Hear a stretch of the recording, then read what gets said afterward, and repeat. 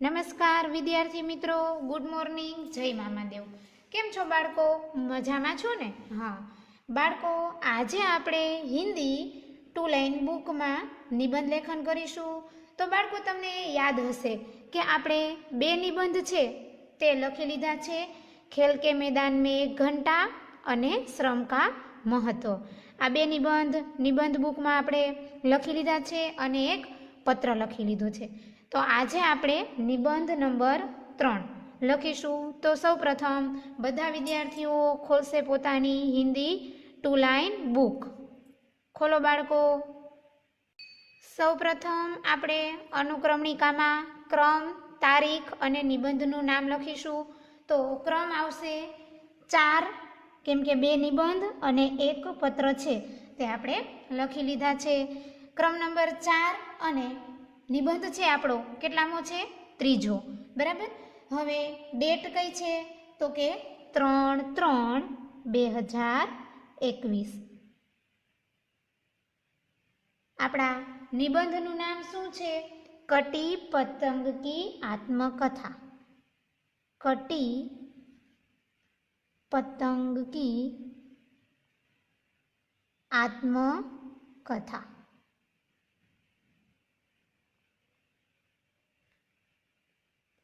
આ રીતના બધા વિદ્યાર્થીઓએ સૌપ્રથમ અનુક્રમણિકામાં વિગત છે તે કમ્પ્લીટ કરી લેવાની છે।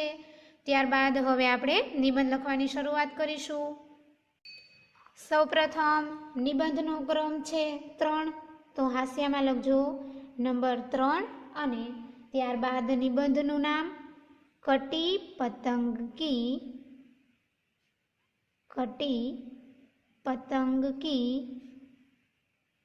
આત્મકથા।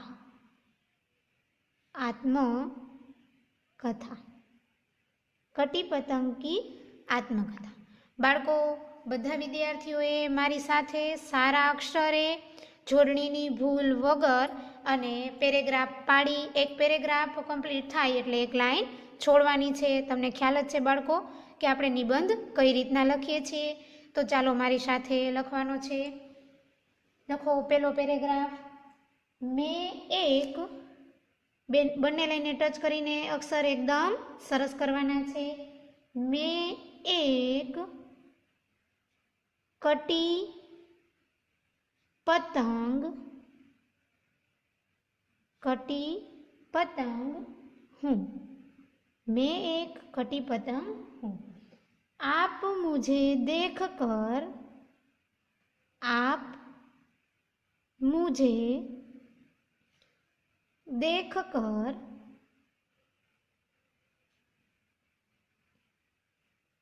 ठहर गए हैं तो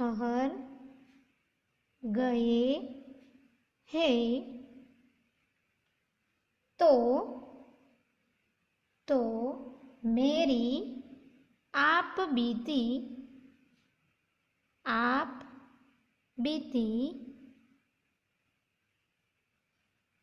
भी सुनते जाइए।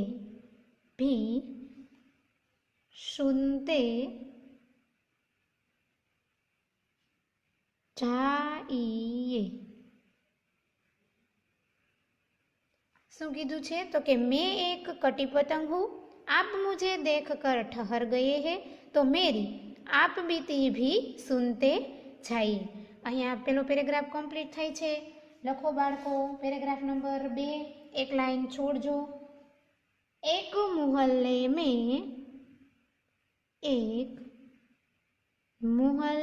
में पतंग बनाने का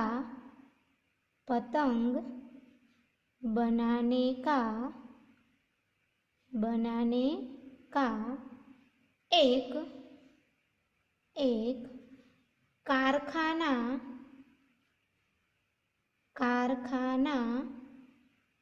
था। वहीं मेरा जन्म हुआ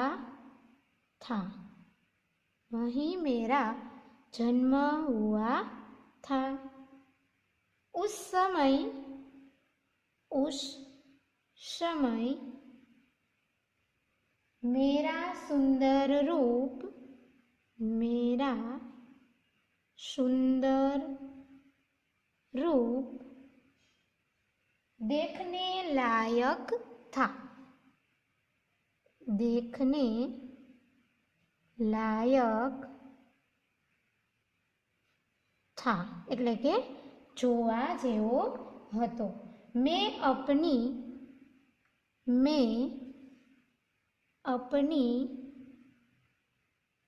बहुत सी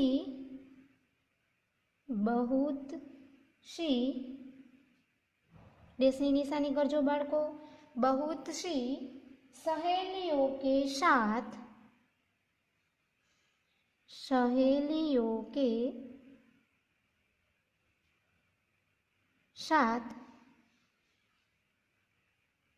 एक दुकान पर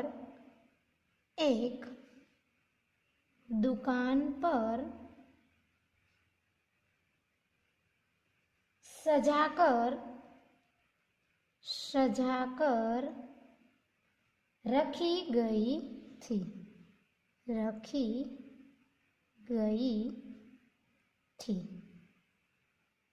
बाळको અહીંયા પેરેગ્રાફ નંબર 2 કમ્પ્લીટ થાય છે. હવે લખીએ આપણે ત્યારબાદનો પેરેગ્રાફ નંબર 3. એક લાઈન છોડજો. મકર સંક્રાંતિ કા બાળકો તમને ખ્યાલ જ છે કે તમે કયા તહેવાર ઉપર પતંગ ચગાવો છો?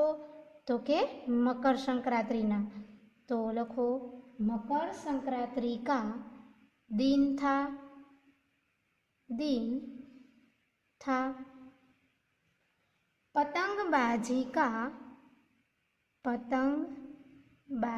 का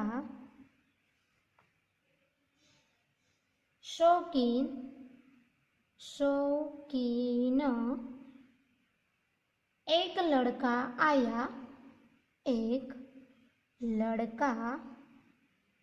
आया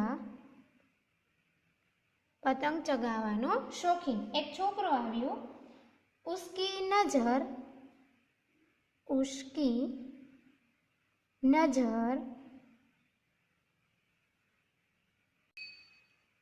मुझ पर पड़ी. उसकी नजर मुझ पर पड़ी. उसने कई पतंगों के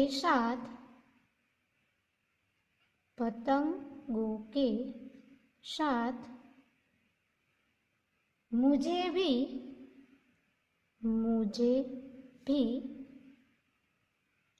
खरीद लिया.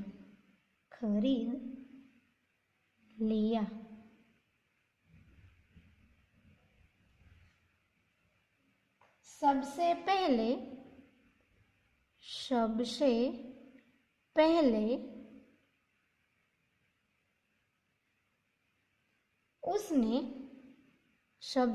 पहले उसने मुझे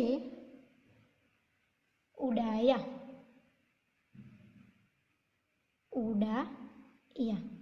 શું કહે છે કે પતંગ ચગાવવાનો શોખીન એક છોકરો આવ્યો. તેણે ઘણી બધી પતંગોની સાથે મને પણ ખરીદી લીધી અને સૌપ્રથમ મને ઉડાવી.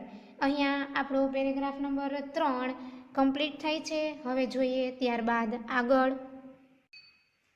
आकाश में पैराग्राफ पाड़जो बाळको. आकाश में पहुंचने पर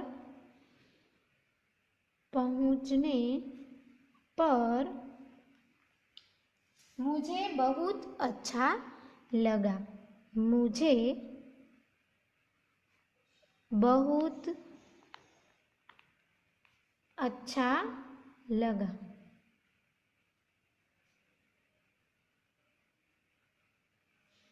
हवा के साथ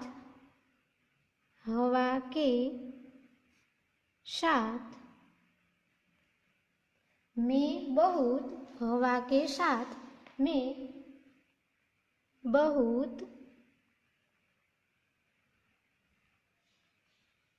ऊपर पहुंच गई।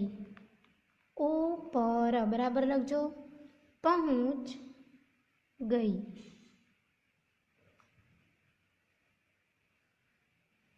मैं भूल गई कि मैं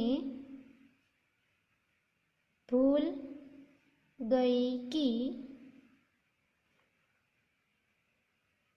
मैं कागज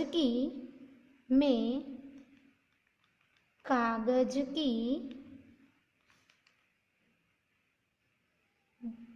पतंग हूँ। पतंग हूँ। मैं खुद को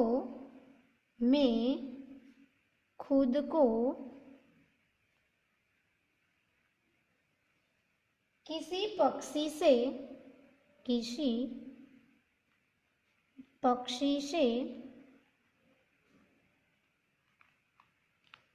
कम नहीं समझ रही थी।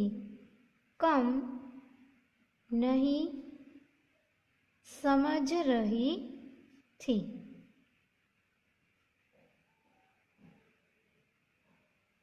आकाश में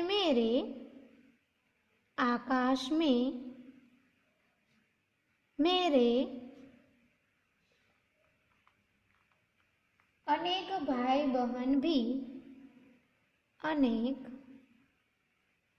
भाई बहन भी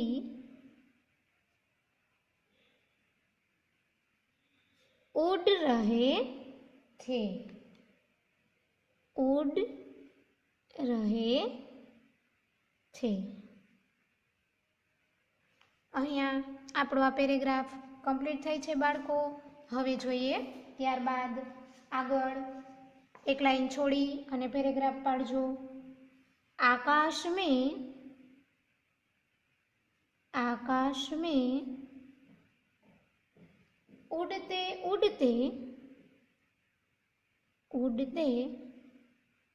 उड़ते मैंने सचमुच कमाल कर दिया। सचमुच कमाल कर दिया।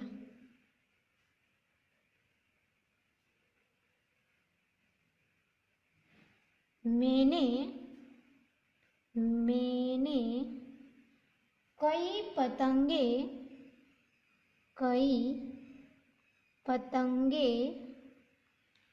काट कर गिरा दी। काट कर गिरा दी।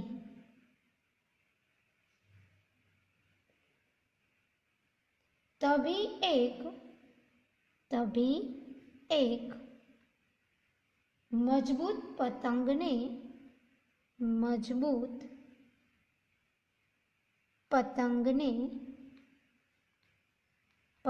ने मुझे चोर की टक्कर मारी। चोर की टक्कर मारी। मुझे संभलने का मौका ही नहीं मिला। એટલે કે બચવા માટે, પોતાને સંભાળવા માટેનું। संभलने का मौका ही नहीं मिला। मौका ही नहीं मिला। मैं फट गई और नीचे गिर पड़ी। मैं फट गई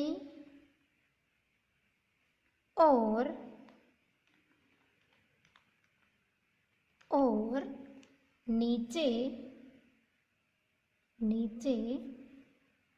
गिर पड़ी। बाळको અહીંયા આપણો આ પેરેગ્રાફ પણ કમ્પ્લીટ થાય છે। હવે જોઈએ આપણે લાસ્ટ છેલ્લો પેરેગ્રાફ। લખો બાળકો એક લાઈન છોડીને। दोपहर से એટલે કે બપોરથી मैं यहाँ पड़ी हूँ। दोपहर से मैं यहाँ पड़ी हूँ। अब तो मेरी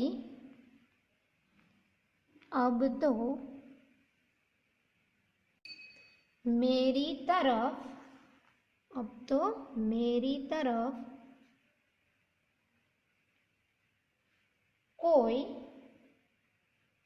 कोई देखता तक नहीं।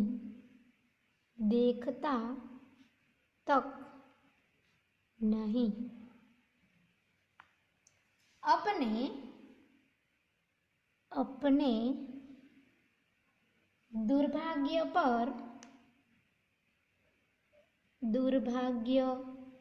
पर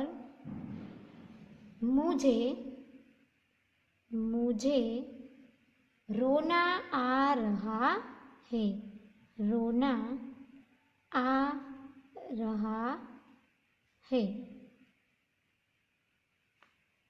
अपनी हमदर्दी के लिए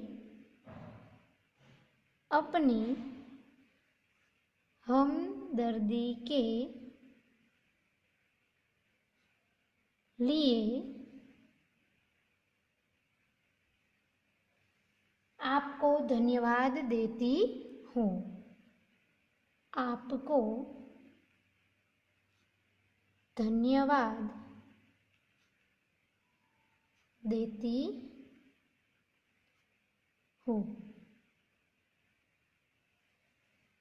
બાળકો, અહીંયા આપણો નિબંધ નંબર 3 કટી પતંગી આત્મકથા પૂર્ણ થાય છે. તો બાળકો, તમારે બધા વિદ્યાર્થીઓએ સારા અક્ષરે વ્યવસ્થિત રીતે હિન્દી 2 લાઇન બુકમાં લખી લેવાનો છે અને સાથે સાથે યાદ પણ રાખવાનો છે. તો બાળકો, આજના પીરિયડમાં આપણે અહીંયા સુધી રાખીએ. ફરી મળીશું ત્યારે આપણે આગળ અભ્યાસ કરીશું. તો ફરી મળીએ ત્યાં સુધી બધા બાળકોને મારા જય મામાદેવ બાળ મિત્રો.